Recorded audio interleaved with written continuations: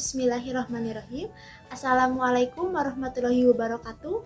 Perkenalkan, nama saya Sarah Jenny Nurlita dari Program Studi Manajemen Semester 1, Sekolah Tinggi Ilmu Ekonomi Latifah Mubarakiyah Suryalaya Tasikmalaya. Pada kesempatan kali ini, saya akan mempresentasikan materi mengenai ruang lingkup bisnis untuk memenuhi tugas mata kuliah pengantar bisnis dengan dosen pengampu Bapak Adi Robit Setiana, SEMM. Baik, langsung saja kita ke materi ruang lingkup bisnis. Ruang lingkup adalah batasan-batasan yang tercakup dalam suatu kegiatan. Sedangkan bisnis adalah suatu organisasi yang menjual barang atau jasa untuk mendapatkan laba. Jadi, ruang lingkup bisnis adalah batasan-batasan yang mencakup kegiatan organisasi dalam menjual barang ataupun jasa untuk mendapatkan laba. Adapun tujuan dari bisnis tidak hanya memenuhi kebutuhan masyarakat konsumen. Tujuan yang ingin dicapai oleh si pemilik bisnis sangat beragam. Di antaranya ada motif sosial ataupun nirlaba dan motif mencari laba ataupun komersial.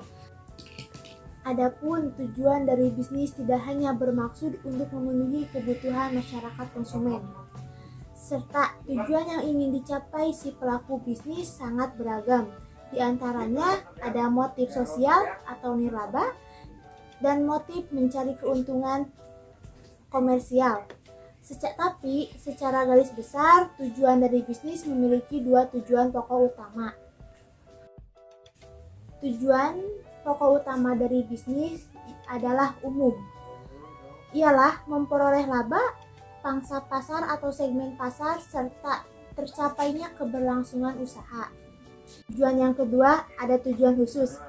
Ialah tujuan yang telah ditargetkan oleh si pelaku usaha, seperti mencapainya good image, kuantitas produk yang terbaik, pelayanan tercepat, serta menghasilkan produk dengan suku cadang yang terbaik.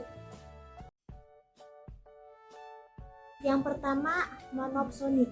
Monopsoni adalah bentuk pasar yang di dalamnya hanya terdapat satu penjual dan satu konsumen yang menjadi pembeli tunggal.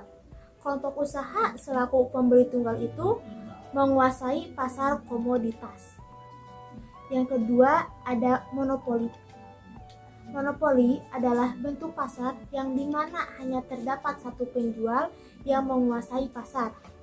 Penentu harga pada pasar ini adalah penjual yang biasa disebut dengan monopolis. Yang ketiga ada oligopoli. Oligopoli adalah bentuk pasar yang dimana penawaran satu jenis barang dikuasai oleh beberapa perusahaan. Yang keempat ada oligopsoni. Oligopsoni adalah suatu bentuk pasar yang di dalamnya terdapat dua atau lebih pembeli yang menguasai pasar. Dalam hal penerimaan pasokan sebagai pembeli tunggal atas barang dan jasa dalam suatu pasar komoditas. Yang selanjutnya, hakikat bisnis. Hakikat bisnis adalah usaha untuk memenuhi kebutuhan organisasi ataupun masyarakat luas untuk mendapatkan kepuasan dari masyarakat yang nantinya akan menjadi keuntungan dari usaha yang dilakukan oleh si pemilik usaha tersebut. Kita selaku seorang pembisnis pasti ingin meningkatkan kualitas bisnis yang dimiliki. Maka dari itu, kita harus memiliki tingkat kreativitas yang tinggi untuk meningkatkan kualitas bisnis yang dimiliki. Sehingga, dengan meningkatnya kualitas bisnis yang kita miliki, maka kita akan memperoleh laba yang lebih tinggi. Maka dari itu, ada dua cara pendekatan untuk meningkatkan bisnis. Yang pertama ada demand approach atau pendekatan permintaan. Ialah dengan menemukan peluang bisnis melalui pengamatan dari sisi permintaan atas produk yang dibutuhkan atau diinginkan oleh konsumen ataupun masyarakat luas. Yang kedua, supply approach atau pendekatan penawaran. Ialah peluang bisnis yang berasal dari tingkat kreativitas atau potensi yang dimiliki oleh si pemilik bisnis yang lebih menekankan kepada bakat, minat, serta imajinasi yang dimiliki si pembisnis tersebut. Yang terakhir, mengapa kita harus belajar berbisnis?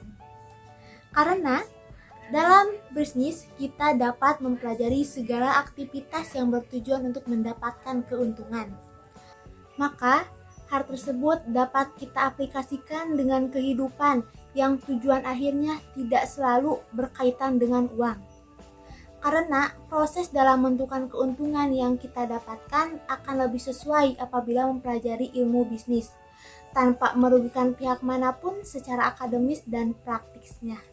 Sekian materi yang dapat saya sampaikan mengenai ruang lingkup bisnis, semoga dapat bermanfaat untuk kita semua.